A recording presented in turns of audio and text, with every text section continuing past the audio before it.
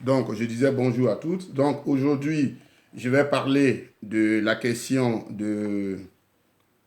relative à la situation. C'est vrai qu'on dira que j'exagère, mais il vaut mieux en parler pour qu'effectivement nous sachions notre histoire. Dans l'élément que j'ai fait passer tout à l'heure, vous avez vu le frère a parlé de faire connaître notre histoire. Et malheureusement, parce que notre histoire n'est pas su de nous, et souvent même de nous-mêmes, et on ne fait pas, puisqu'on ne le sait pas, on ne peut pas le transmettre à nos enfants, ce qui fait que nous sommes véritablement en train de répéter les mêmes erreurs, souvent même les mêmes bêtises.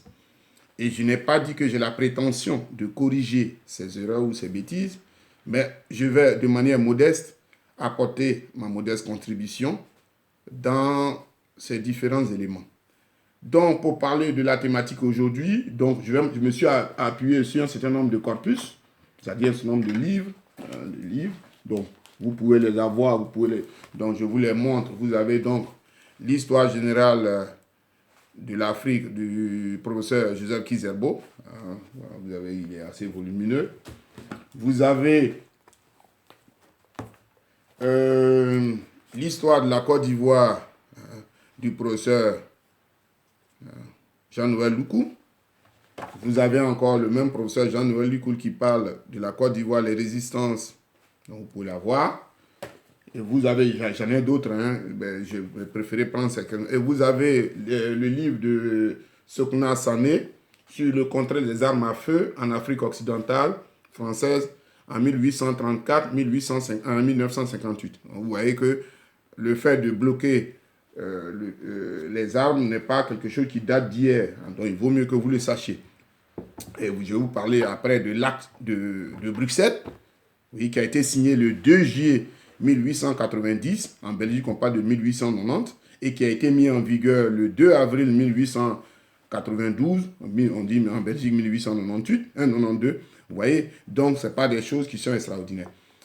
Pourquoi je reviens sur ces différents éléments? Parce que lorsqu'on nous tronque notre histoire, il vaut mieux que nous essayons d'aller à la source pour pouvoir dire ce qui en était. On nous fait croire à travers tout ce que j'appelle les enclos coloniaux, j'appelle les enclos coloniaux, ce qu'on appelle aujourd'hui les pays, pour lesquels souvent nous nous tapons la poitrine. Je suis ivoirien, je suis congolais, je suis camerounais, je suis sénégalais, je suis algérien. Ce sont les enclos coloniaux qui ont été dessinés sans l'aval des Africains. Je parle du continent africain. Moi, c'est ce qui me préoccupe. Ça a été fait, c'est-à-dire que le fameux congrès de Berlin, dont on en parle souvent, et je n'aime même pas, ça ce n'est pas une mise en garde, mais je souhaite que lorsque nous parlons du congrès de Berlin, que nous soyons précis.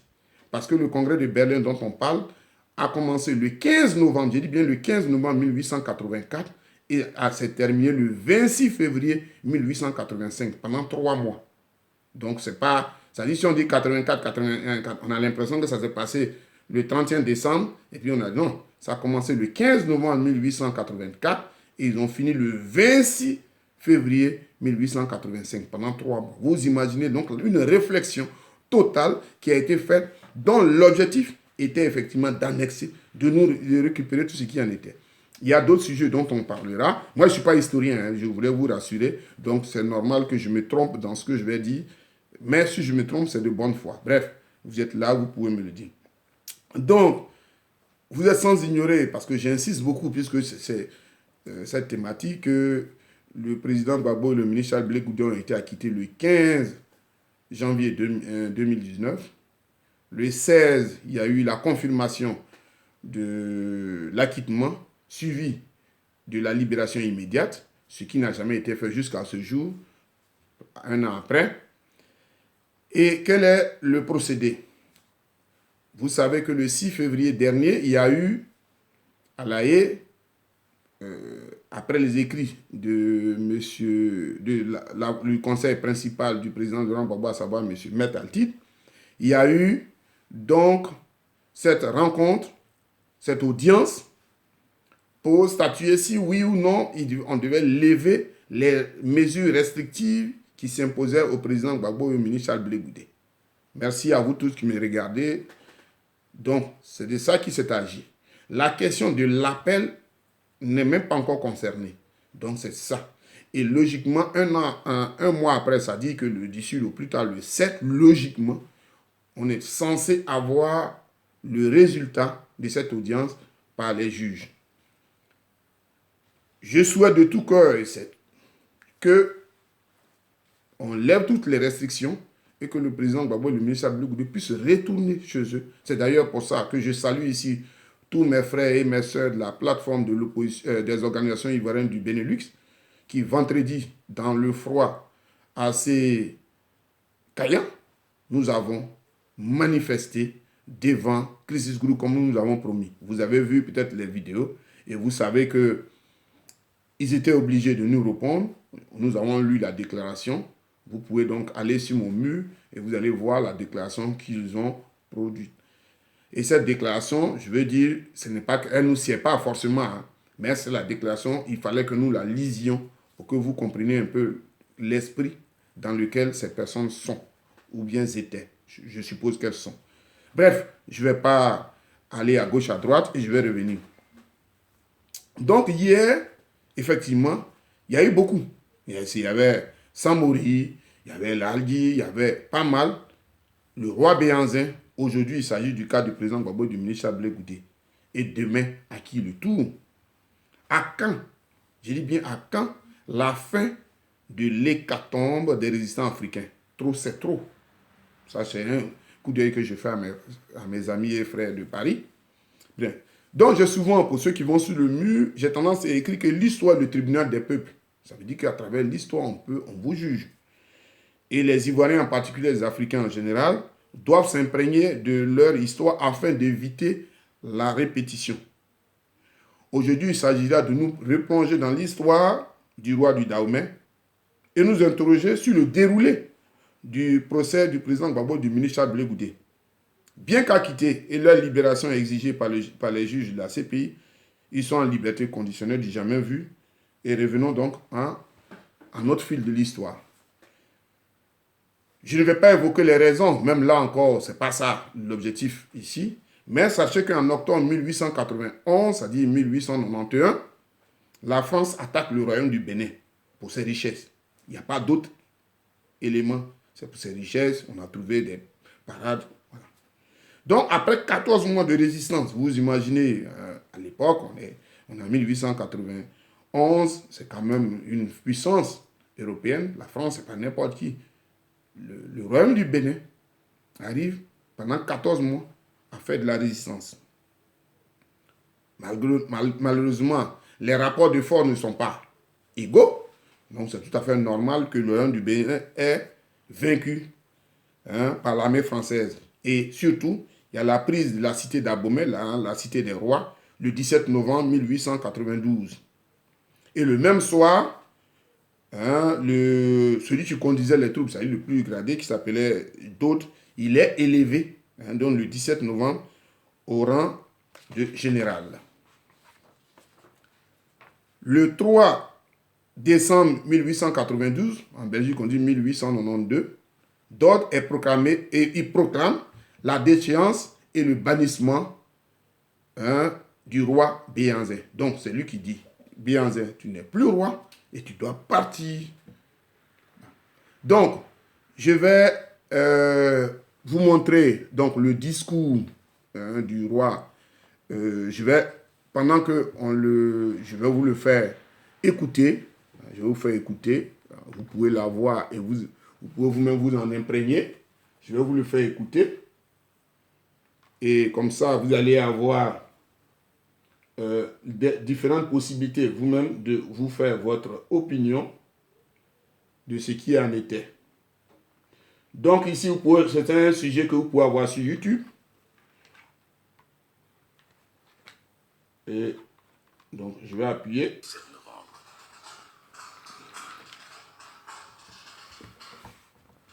Dodi fera une entrée triomphale.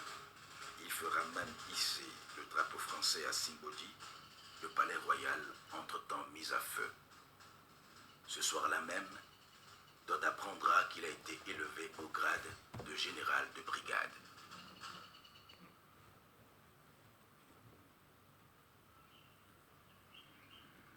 3 décembre, Dode proclame la déchéance et le bannissement du roi Béhanzin.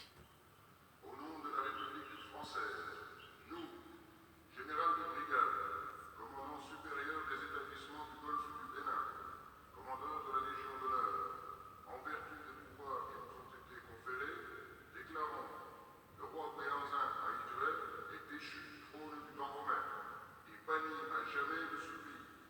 Le temps romain est placé à compter de ce jour sous le protectorat de la France. Le drapeau bleu, blanc, rouge flotte désormais sur Abomey, vaincu et occupé. Plus tard, Bien, donc je m'arrête. Je vais lire, en fait, parce que ici, donc, tout n'a pas été dit. Voilà ça, la déclaration du discours du général Dodds.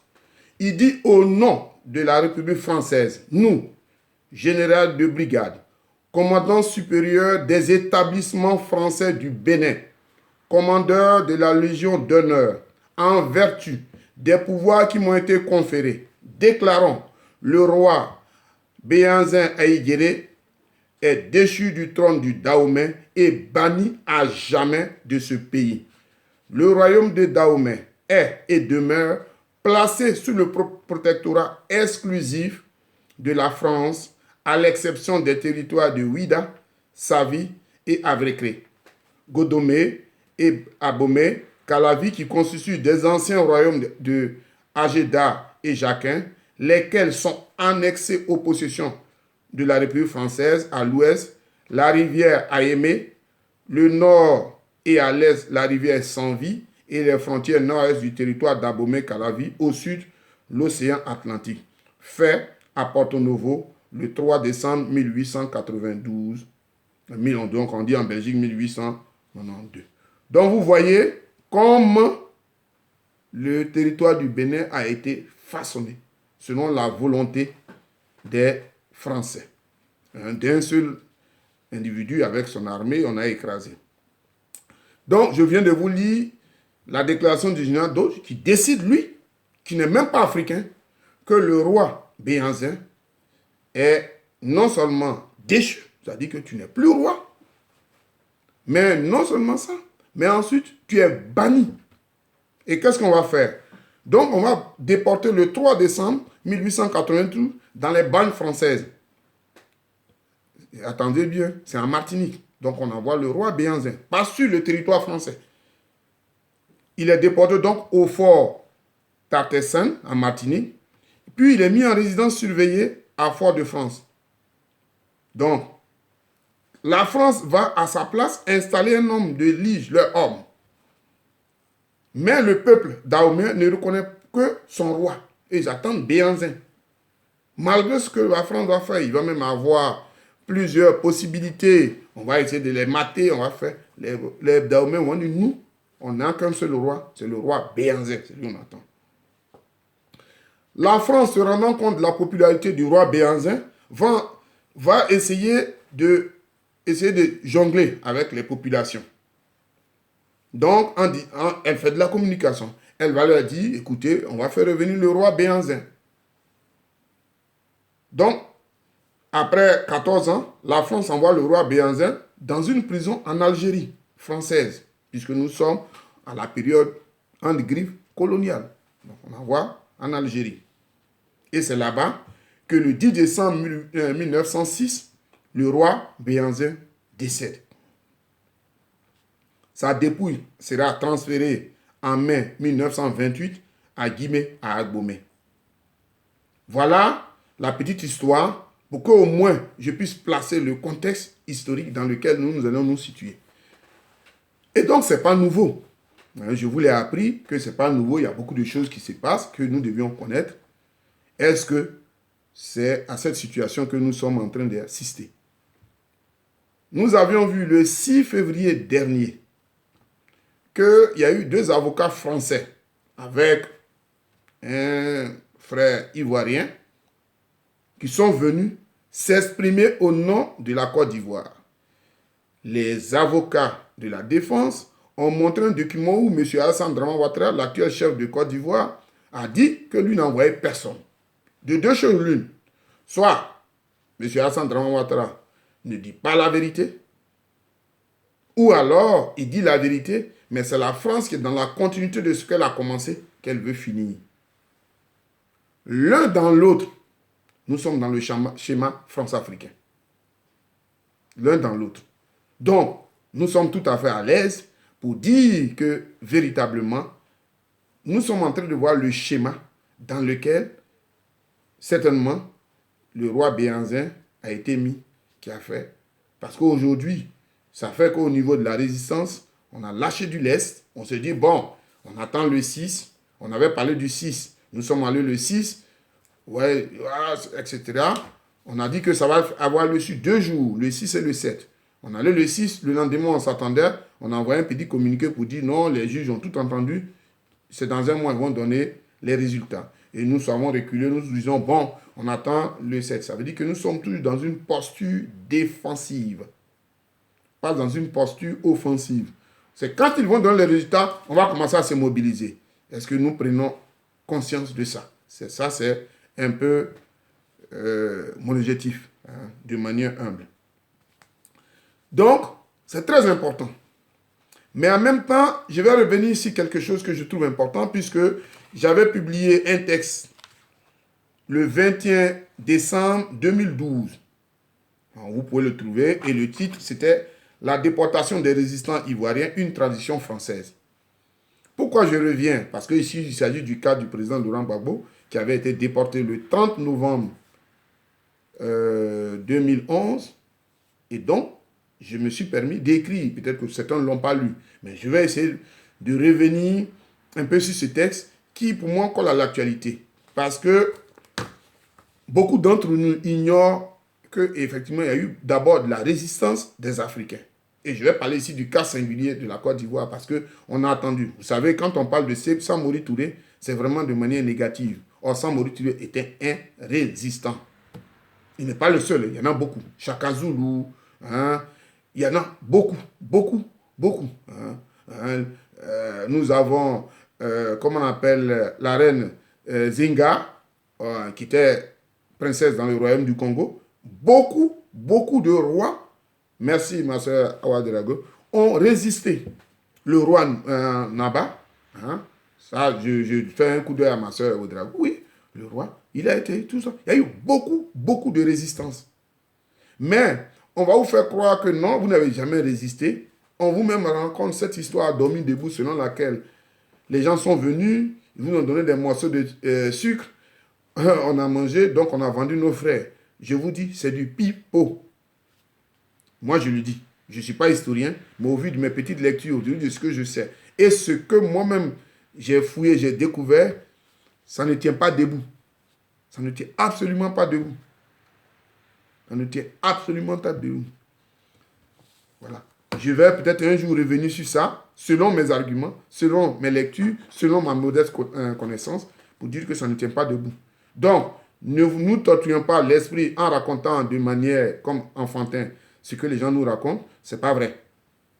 Puisque je vais parler. Quand la France, donc la question de la France, il y a une question essentielle. Et ça a été refait dans la Constitution de 1958. De Gaulle en parle. La question de la grandeur de la France. Je reviens dessus, parce que nous sommes maintenant dans l'élément historique. Parce qu'on nous a raconté des histoires dormies debout. On nous dit, pour revenir à ce qu'on appelle couramment l'esclavage, excusez-moi, j'ai un peu les lèvres gercées, l'esclavage, qu'en 1848, en avril 1848, un philanthrope européen qui n'était pas content avec ses frères, Victor Schœlcher, a aboli l'esclavage. Et on a applaudi. C'est mensonger. Je dis bien mensonger. D'abord, Victor Schœlcher était un esclavagiste. Comment quelqu'un qui a des esclaves, voilà, c'était un esclavagiste. Vous pouvez vérifier. Deuxième élément, parce que pourquoi je parle des éléments mensongers, je vais vous donner un exemple tout simple qui va vraiment vous édifier. Moi, j'ai eu la chance de vivre ces moments, et beaucoup d'entre vous. En 1990, on dit 1990, il y a eu ce qu'on appelle le multipartisme. né de la volonté des peuples africains. Mais, qu'est-ce qu'on nous dit? On nous dit qu'il y a eu le multipartisme, soi-disant la démocratie, multipartisme, je ne sais pas s'il y a eu démocratie, mais grâce au discours de la Baule de François Mitterrand du 9 juin 1990. Je dis bien du 9 juin. 9 juin. Pour ce qui me concerne, ce à quoi j'ai participé, je sais que il y a eu feu le jeune Péa Domé qui est mort en avril. Et le 30 avril, on a proclamé le multipartisme. 30 avril, donc on n'est même pas encore en juin. Donc vous savez, il y a avril, mai, juin. Donc avant, 2 mois avant, déjà le peuple de Côte d'Ivoire était debout. Mais avant, vous avez le peuple béninois qui avait déjà commencé la conférence nationale déjà au mois de mai.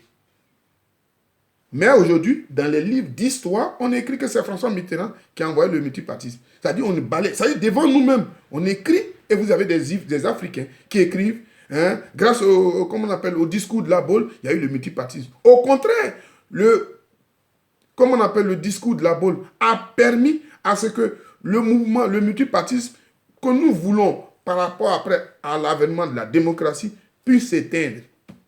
Pourquoi? Parce que François Mitterrand qui sait, ça aussi il faut que je vous le dise, chers frères, chères sœurs qui me regardez. François Mitterrand, c'est-à-dire, il faut savoir qui c'est. François Mitterrand a été ministre des colonies. Oui, il a été ministre des colonies.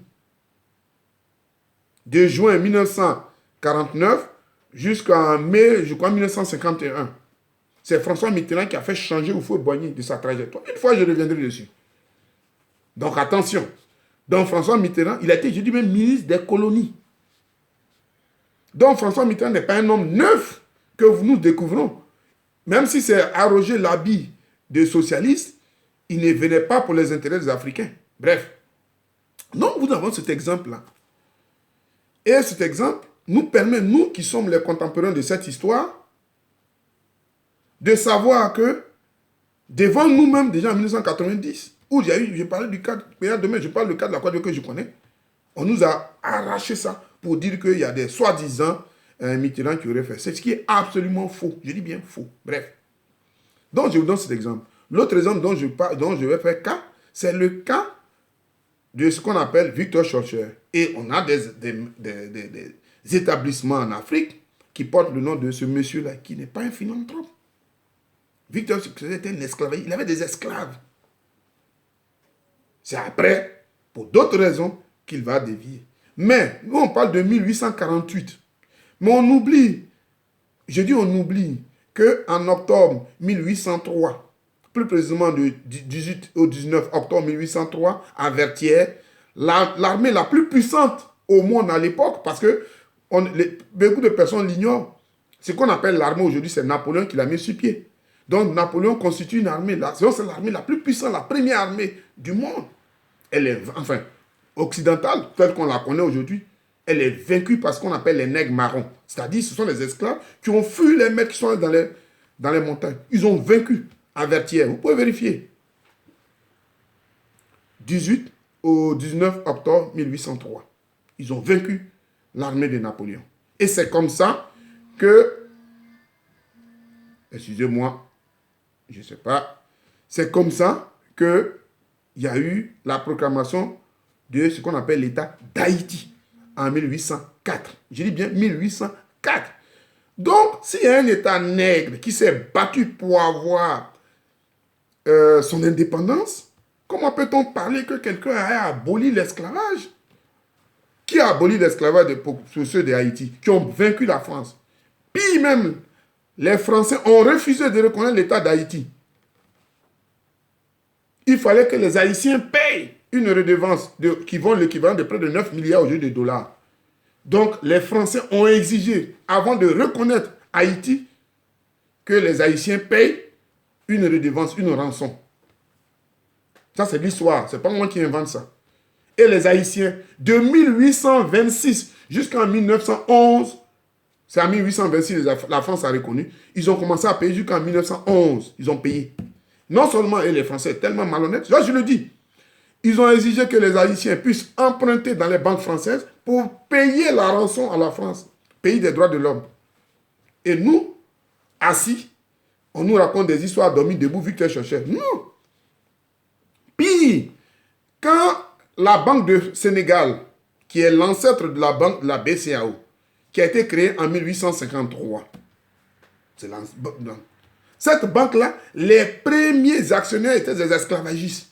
Pourquoi? Parce qu'il y a eu un décret qui a été fait pour dire comme ils vont perdre, parce que c'est ça le deal que Victor Schœlcher signait avec les gens, comme nous allons perdre des esclaves. En réalité, le problème, c'est que le processus était irréversible. Comment faire pour empêcher le processus? On met un individu devant du nom de Victor Schœlcher. Le processus étant irréversible, on crée une loi, la loi d'avril 1848. Mais cette loi-là, c'est pour faire beau, puisqu'il y avait un processus, les gens se battaient. Les États-Unis devaient d'avoir leur indépendance. Donc, eux aussi, dans cette mouvance-là, ils sont prêts à aider parce que quand vous êtes quelque part, quelque chose vous touche, vous êtes enclin ou encline à aider ces gens-là. Donc, tout ce mouvement-là, de se libérer contre ces puissances-là. Vous voyez? Donc, qu'est-ce qui se passe? Les Français, de manière malicieuse, votent cette fameuse loi-là pour dire l'abolition de l'esclavage. Mais déjà, même l'esclavage a été aboli déjà en Angleterre avant. Il y avait déjà une loi. Donc, les Victor Schœlcher, qu'est-ce qu'ils font? Toutes les banques qui vont être créées, les actionnaires sont les esclavagistes. Comme le fait de perdre un esclave était un drame, il faut les dédommager. Voilà l'histoire. Je ne vais pas m'attarder dessus et je pense que ça vous permet de comprendre un peu l'histoire de ce qui se passe. Donc, la question de la grandeur de la France, pour revenir. Après la chute de Napoléon en 1815, la France espérait redevenir cet empire qui avait dominé l'Europe. Mais sa défaite en 1870, c'est-à-dire 1870 face à la Prusse, c'est-à-dire ce qu'on appelle l'allemand, je dis, lui fait comprendre que ce n'est que de l'illusion.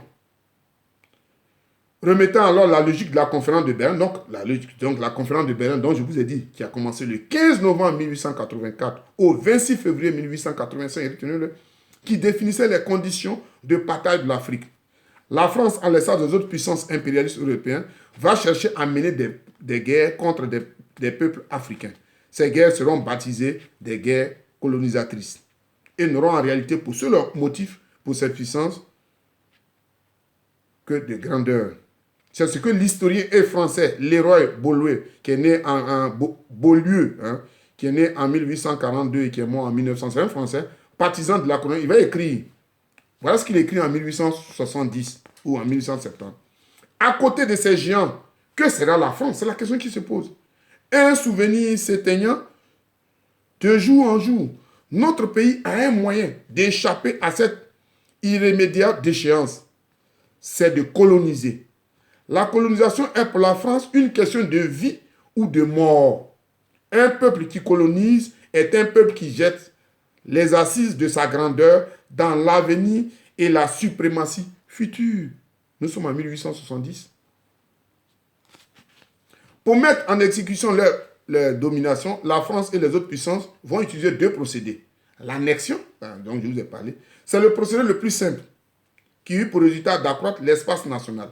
Donc, on annexe des territoires, et ou bien il y a le protectorat, je l'ai lu. Il fut utilisé lorsque les États coloniaux se trouvent en présence des pays qui étaient indiscutablement des États souverains, comme le cas du Dahomey, ou lorsqu'ils voulaient ménager les susceptibilités des puissances rivales. Ouais. Donc, ce sont ces deux procédés-là. Une annexion ou un protectorat. Bien. Donc, je ne vais pas donc parler ici. Je vais revenir donc à la question de la déportation des leaders africains. Oui, des leaders africains. Avant le président Gbagbo, il y a eu des leaders africains qui ont été déportés. Je vais commencer par l'agression. Pour ceux qui ont vécu en Côte d'Ivoire, qui sont allés en Côte d'Ivoire, ils connaissent ce qu'on appelle Tia Salé. Donc, vous avez le livre de Jean-Paul Chevaux, qui est marqué la colonisation, je ne l'ai pas ici, la colonisation appropriée, c'est marqué rupture, ou parenthèse, on trouve ça à l'Harmattan de 1987. Donc, vous avez la page 57. Voilà ce qui est marqué. C'est en 1889 que l'administration française, préoccupée d'étendre son contrôle vers l'intérieur de la Côte d'Ivoire, entamant des pourparlers diplomatiques avec l'important bourg de Tiers-Salé, de transit de Tiers-Salé, en vue d'établir un protectorat. Enseignés par l'exemple des peuples côtiers soumis aux contraintes administratives et douanières, déposés de leurs privilèges commerciaux, les chefs de Tiers-Salé s'opposèrent à la pénétration coloniale. 1889. La France, qu'est-ce qu'elle va faire? Vous allez vous-même voir. La France va trouver un subterfuge pour attaquer les Ivoiriens sans leur déclarer la guerre, comme ils ont fait en 2011. Cela s'apparente étrangement à la situation de novembre 2004, où elle va protester de la mort de 9 personnes à Boaké, qui est un Américain, pour conduire le même scénario en 2004. La France dit, voilà ce qu'elle dit, dont nous sommes encore à la page, la mort de 2 commerçants aventuriers de Tiers-Salé en 1891 ou 91 servit de prétexte pour entamer la conquête militaire. La France dit, il y a eu 2 commerçants qui ont été tués. Si 2 commerçants ont été tués, on fait une enquête. La France dit non, à partir de là, elle a attaqué. Donc, dernier élément de la propagande que vous savez. Donc, nous sommes en 1891. Et pendant 2 ans, je dis bien, de 1891 jusqu'en 1893 ou 1893, la France va faire la guerre au petit bout de Tiers-Salé. 2 ans. Les pauvres, vous vous imaginez. Pendant ce temps, le 10 mars 1893, la France, selon elle, elle va proclamer que la Côte d'Ivoire est sa colonie. Pendant qu'elle est en train de se battre à Tiers-Salé, elle dit que la Côte d'Ivoire est sa colonie. Cela ne correspond à aucune réalité. Parce qu'ils occupaient seulement une petite partie du littoral et plus le bout de Tiers-Salé qui s'est en train où ils se battaient. Donc, pendant 2 ans. Donc, la pénétration coloniale débute avec les représailles françaises de 1893 contre le bout de Tiers-Salé. Un autre peuple, il faut leur reconnaître cela, le peuple baoulé, le peuple le plus organisé à l'époque, qui va mener une des résistances. Quand j'en parle, les gens pensent que je fais de la diffamation. Non, c'est une réalité. Ça, j'ai découvert dans un bouquin écrit par des Français eux-mêmes. Le professeur Jean-Noël Luc en parlait, mais vraiment de manière sommaire, mais ça a été développé. Évidemment, oui. Ce n'est qu'en 1813, soit plus de 20 ans plus tard, que prit fin la résistance armée des Baoulés, sans doute une des plus rigoureuses et des plus longues que connut l'Ouest africain. Donc, de 1893 jusqu'en 1813, les Baoulés ont résisté. Mais vous allez comprendre comment cette résistance a été menée et comment ils ont pu être défaits. Donc la pénétration est marquée par quelques grandes batailles, comme celle de Bonois en 1894, celle de Salé-Cros en 1902,